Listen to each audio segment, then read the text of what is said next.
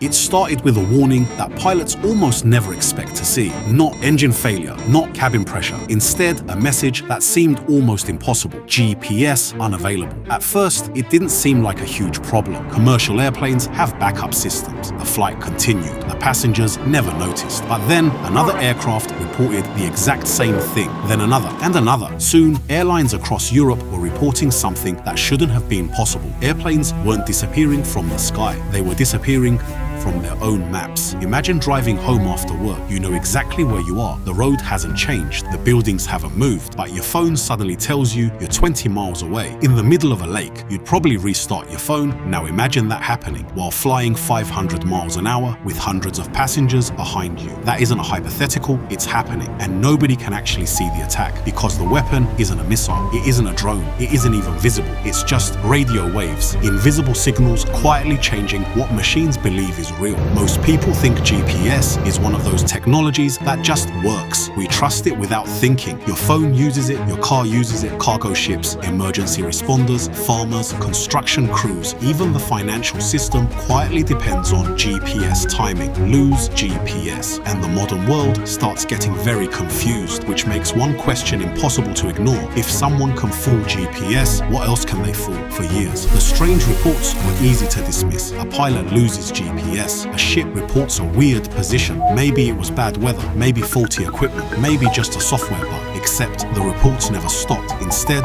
they spread. Airliners flying over the Baltic Sea, cargo aircraft crossing Eastern Europe, business jets, helicopters, military aircraft, even ships, different crews, different companies, different countries. Yet the same story kept appearing. Our GPS stopped working, or worse, it told us we were somewhere else. Eventually, aviation authorities realized something uncomfortable. These weren't isolated failures. Someone or something was interfering with GPS on purpose. Here's what makes GPS surprisingly fragile. The satellites are over 20,000 kilometers above Earth. By the time their signals reach your phone, they're incredibly weak. Imagine trying to hear someone whisper from the other side of a football stadium. Now imagine somebody standing right beside you with a loudspeaker. You can still hear the whisper, just not anymore. That's GPS jamming. You don't destroy the satellites, you don't hack the airplane, you simply make the real signal impossible to hear. It's cheap, it's portable, and in the wrong hands, it's incredibly effective. But jamming isn't the scariest part, because at least with jamming, the GPS disappears. Pilots know something's wrong. Spoofing is different. Spoofing doesn't silence GPS, it lies to it. Imagine every street sign in your city being replaced overnight. The roads stay exactly where they are. Nothing physically changes, but every sign now points somewhere else. People don't realize they're lost until they're already heading in the wrong direction. That's spoofing. Instead of blocking satellite signals, someone creates fake ones. Signals convincing enough that navigation systems accept them as real. Your GPS doesn't think it's under attack. It thinks it's working perfectly, which is exactly what makes spoofing so dangerous. One of the strangest cases happened near the Black Sea. Ships suddenly appeared to be at an airport, not near an airport, directly on top of one. Dozens of vessels, same impossible location. The ships never moved. Only their reported position did. Imagine looking at your navigation screen and watching your own location drift across the map while you're standing completely still. It sounds like science fiction, except it actually happened, and it wouldn't be the last time. If GPS interference happened once, it would be a strange story. Twice, maybe a coincidence, but thousands of reports, that's something else. Over the last few years, pilots have filed report after report describing the same experience. Everything is normal. Then suddenly, their GPS disappears. Sometimes it comes back after a few minutes. Sometimes it stays gone for the rest of the flight. And sometimes something even stranger happens. The airplane doesn't lose its location. It gains a fake one. Imagine looking at your dashboard and watching your car slowly drift off the highway, even though you're driving perfectly straight. That's what some pilots have seen. The aircraft is exactly where it should be, but one of its navigation systems insists otherwise. For anyone unfamiliar with aviation, that sounds terrifying. But here's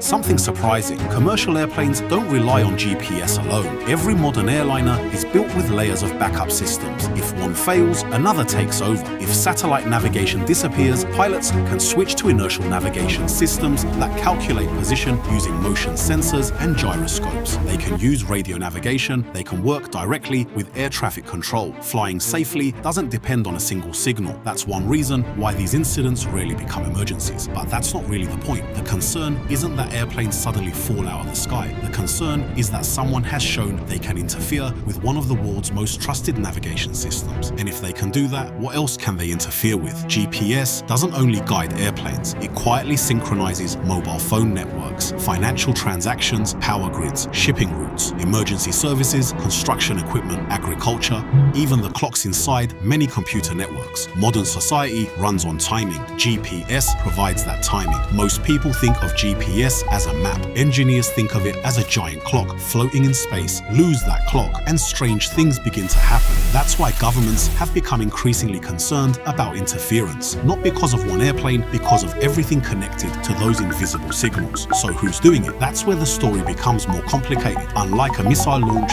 radio signals don't leave fingerprints. Investigators can often determine where interference is coming from, but proving exactly who is responsible isn't always easy. In regions near active military operations, electronic warfare systems are designed to jam or disrupt satellite navigation to protect forces on the ground or confuse enemy drones and missiles. The problem is, radio waves don't recognize borders. A military signal intended for one target can spill into civilian airspace. Commercial pilots flying nearby may suddenly lose GPS, even though they have nothing to do with the conflict. It's a reminder that today's conflicts don't stay on the battlefield. Sometimes they reach ordinary people in ways that are almost invisible. The strange part is that most passengers never know any of this happened.